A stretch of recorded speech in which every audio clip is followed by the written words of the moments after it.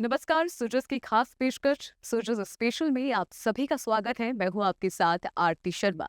राजस्थान की भजनलाल सरकार राजस्थान के विकास को लेकर नित नए प्रयास करती है और इसी क्रम में राजस्थान की भजनलाल सरकार ने किसानों के लिए मुख्यमंत्री अवधि पार ब्याज राहत एक मुश्त समझौता योजना की शुरुआत की है। मुख्यमंत्री श्री भजनलाल शर्मा के नेतृत्व में राजस्थान सरकार हर वर्ग के कल्याण के प्रति कृत संकल्पित होकर कार्य कर रही है।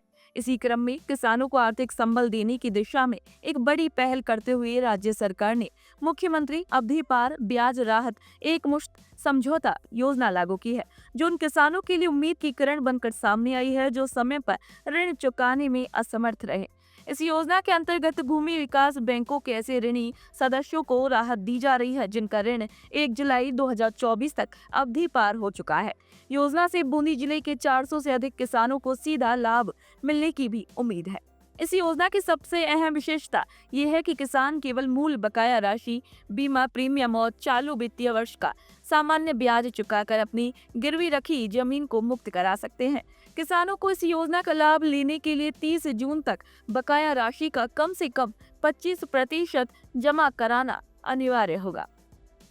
राज्य सरकार ने इस योजना के तहत लगभग 200 करोड़ रुपए का वित्तीय भार खुद वहन करने का निर्णय लिया है।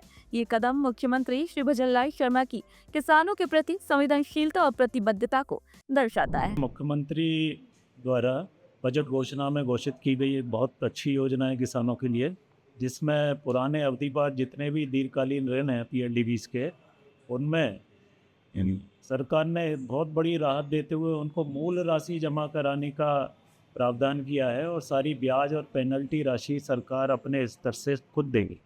इसके लिए मुख्यमंत्री महोदय ने 200 करोड़ रुपए का प्रावधान किया है।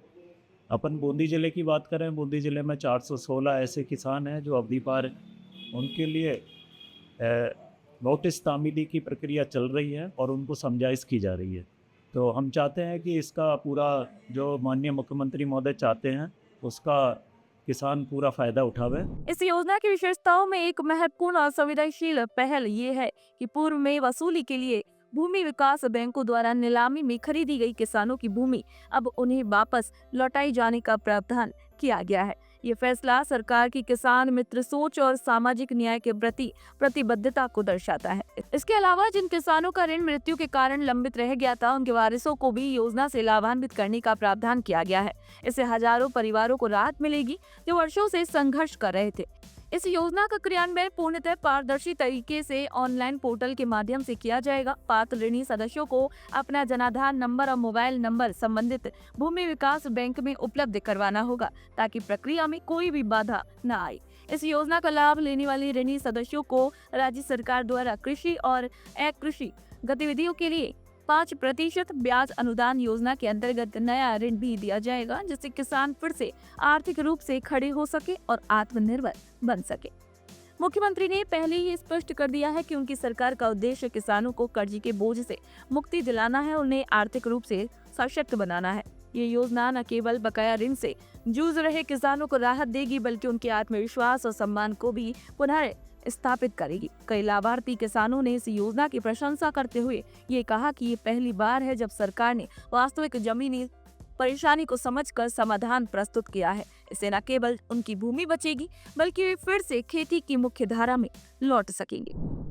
निसंदेह राजस्थान सरकार द्वारा चलाई जा रही इस योजना से किसानों के जीवन में एक सकारात्मक बदलाव देखने को मिल रहा है और इसी के साथ उन्हें आर्थिक संबल भी मिल रहा है।